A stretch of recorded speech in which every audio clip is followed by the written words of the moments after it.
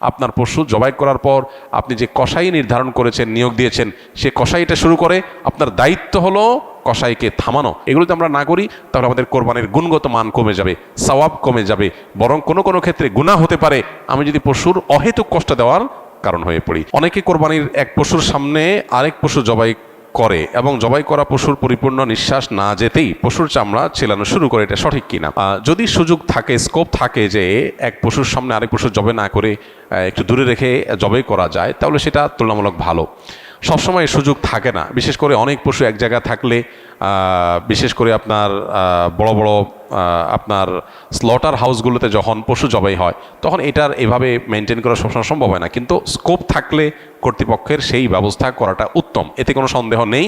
কারণ একটা পশুর সামনে আরেক পশুকে যখন জবাই করা হয় ওই পশুটা খারাপ ফিল করে, অপ্রয়োজনে তাকে তো খারাপ ফিল করানোর দরকার নেই। যতটুকু প্রয়োজন তাকে জবাই করে খাবার ব্যবস্থা আল্লাহ তাআলা রেখেছেন, তার শরীরে আপনার রিজিক আল্লাহ তাআলা রেখেছেন, আপনি খাবেন, কিন্তু প্রয়োজন ছাড়া তাকে অহেতুক কষ্ট দেওয়া সেটা শরীয়তে নিষিদ্ধ। নবী সাল্লাল্লাহু আলাইহি ওয়াসাল্লাম বলেছেন, ইন্নাল্লাহা কাতাবাল ইহসানা আলা কুল্লি শাই, আল্লাহ প্রতিটা বস্তুর প্রতি ইহসান করতে আমাদেরকে ফরজ করে দিয়েছেন, নির্দেশ দিয়েছেন। সো আমরা যখন প্রাণীকুল পশু পাখি সেগুলো হালাল পশু পাখি জবে করে খাবো, সেক্ষেত্রেও তাদের প্রতি ইহসান করার নির্দেশ নবী সাল্লাল্লাহু আলাইহি ওয়াসাল্লাম দিয়েছেন এবং বলেছেন, তোমরা যখন জবে করবে ফাহসিনু যিবহাতা, তখন যেই পশুটাকে জবাই করছো তার প্রতি অনুগ্রহ করো। কিভাবে অনুগ্রহ করো? অহেতুক কষ্ট দিও না, যে কষ্ট না দিলে চলে সেটা কেন দিতে যাবে।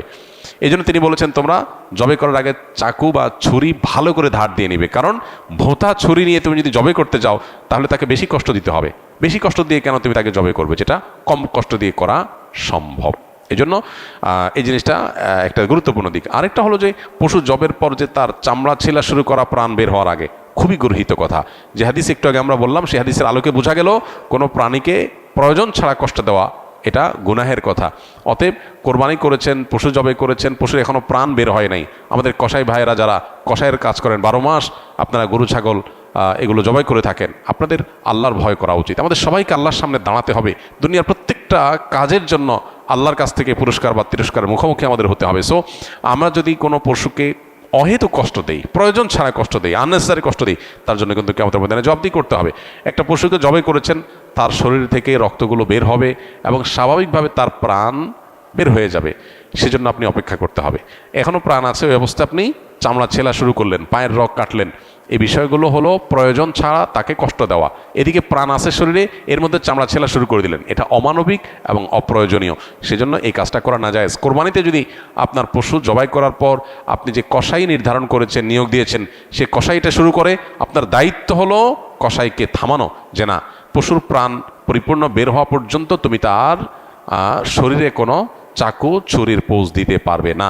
অনেকে বলে যে একটু খোঁচাইলে, রক কেটে দিলে প্রাণটা আগে বের হবে না, এটা করতে গিয়ে তুমি আরও তাকে কষ্টের মুখে ফেলবে, এটার কোনো প্রয়োজন নেই। এই জন্য এই বিষয়গুলো আমাদেরকে দেখতে হবে। এগুলো যদি আমরা না করি তাহলে আমাদের কোরবানির গুণগত মান কমে যাবে, সওয়াব কমে যাবে, বরং কোনো কোনো ক্ষেত্রে গুনাহ হতে পারে আমি যদি পশুর অহেতুক কষ্ট দেওয়ার কারণ হয়ে পড়ি।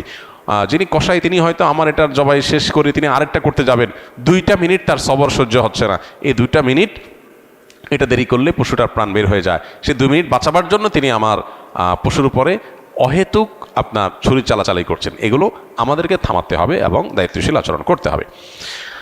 সম্প্রতি নারী সংস্কার বিষয়ে কথা বলায় এক নারী আলেমদেরকে খুব খারাপ ভাষায় গালিগালাজ করেছেন। দেশের সামান্য কিছু আবর্জনার কাছে পুরো দেশের মানুষ জিম্মি থাকবে কেন, এবং এই ব্যাপারে কোনো পদক্ষেপ আমরা নেব কিনা। দেখুন, আমরা যখন দ্বীনের কথা বলবো, কোনো অসঙ্গতির বিরুদ্ধে আমরা যখন প্রতিবাদ করব, সেটাও হতে হবে যৌক্তিক এবং সুন্দর উপায়ে। এখানে আমরা অনেকে আছি যারা সোশ্যাল মিডিয়াতে ইসলাম এবং মুসলমানদের স্বার্থ রক্ষার জন্য লড়াই করেন, এবং আমাদের এই ভূখণ্ডে, আমাদের এই সমাজে অনাচার এর অনুপ্রবেশ ঘটাবার জন্য যারা চেষ্টা করে তাদের বিরুদ্ধে অনেকে সোশ্যাল মিডিয়াতে দাওয়াতি কাজ করেন, অ্যাক্টিভিজম করেন, এটা খুব ভালো কথা। কিন্তু এইটা করতে গিয়ে আপনি মানুষকে বাজে কোনো ট্যাগ দেওয়া, গালি দেওয়া, কারোর ব্যাপারে কোনো জাজমেন্টাল কমেন্ট করে তার চরিত্র নিয়ে প্রশ্ন তোলা বা কোনো প্রকার কালিমা লিপন করা, এগুলো কোনো দায়িত্বশীল মুসলমানের কাজ না। অনেক সময় দেখা যায় দাড়ি টুপিওয়ালা প্রোফাইল থেকেই কোনো নারী, তিনি হয়তো এমন কিছু বলেছেন যেটা অযৌক্তিক, অন্যায্য, তখন তার কমেন্ট বক্সে গিয়ে, মন্তব্যের ঘরে গিয়ে তার চরিত্র ধরে টান দিয়ে একটা খারাপ কথা আপনি লিখলেন। এটা কোনো দায়িত্বশীল মুসলমানের কাজ না। গালি দেওয়া এটা ফাসিকি চরিত্র, নবী সাল্লাল্লাহু আলাইহি সাল্লামের হাদিস থেকে আমরা জেনেছি।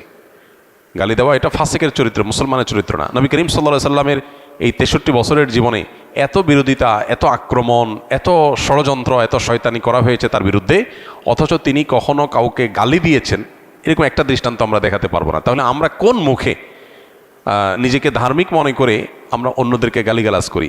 এগুলো অনেক ক্ষেত্রে আমাদের জেদ খেদ মেটানো হয়, দিন প্রচার হয় না। এগুলো হয় হলো আমার তার বিরুদ্ধে একটা যুদ্ধাংদেহী ভাব তৈরি হয়েছে, তাকে একটা প্রতিপক্ষ বানিয়ে তাকে ঘায়েল করার জন্য আমার সর্বশক্তি দিয়ে নামলাম। এগুলো আল্লাহর জন্য হয়। আল্লাহর জন্য হলে আল্লাহর পদ্ধতিতে হইতে হবে, ধৈর্যশীলতার সাথে, সহনশীলতার সাথে, যৌক্তিকভাবে সুন্দরতম উপায়ে দাওয়াতি কাজ করতে হবে। এটা আমাদের করতে হবে। পাশাপাশি এখানে যে নারীর প্রতি ইঙ্গিত করেছেন, এটা তো আমাদের দেশে ওপেন সিক্রেট। আলেমুল আমাদের সাথে যাদের শত্রুতা বা বিদ্বেষ, বা আলেম সমাজকে যারা দুচোখে দেখতে পারে না, তারা চারিত্রিকভাবে বেশিরভাগ ক্ষেত্রে এতটাই লুজ, তাদের ক্যারেক্টার এতটাই দুর্বল এবং খারাপ যে বিভিন্ন সময় তাদের ভালো মানুষের আসল চেহারাটা ফুটে উঠে যায়। আলেমুল আমাদের কেউ যদি মুখ ফসকে কোনো ভুল কিছু বলেন, ভুল তো ভুলই, আমরা ভুলের নিন্দা অবশ্যই করবো, সেটা যেই করুক না কেন। মানে অন্যায় কথা যদি কারোর মুখ দিয়ে বের হয়ে যায় সেটাকে আমরা অন্যায় বলবো, খারাপই বলবো। কিন্তু সেটার বিরুদ্ধে সরব থাকা মানুষ যখন নিজে জেনারেলাইজ করে আলেম সমাজকে গালিগালাজ করে, তখন তার আসলে নৈতিক কোনো অধিকার থাকে না আলেম সমাজের কোনো ভুল বা বিচ্যুতি করে কেউ মুখ দিয়ে খারাপ কথা বললে তার বিরুদ্ধে কথা বলার। এখানে একটা নৈতিক অধিকারের ব্যাপার থাকে। আপনি নিজে যখন একই কাজ করেন তখন আরেকজনকে বলাটা, এটা আপনার সাথে যায় না, এটা আপনার অধিকারের মধ্যে পড়ে না। এটা একটা কমন কথা।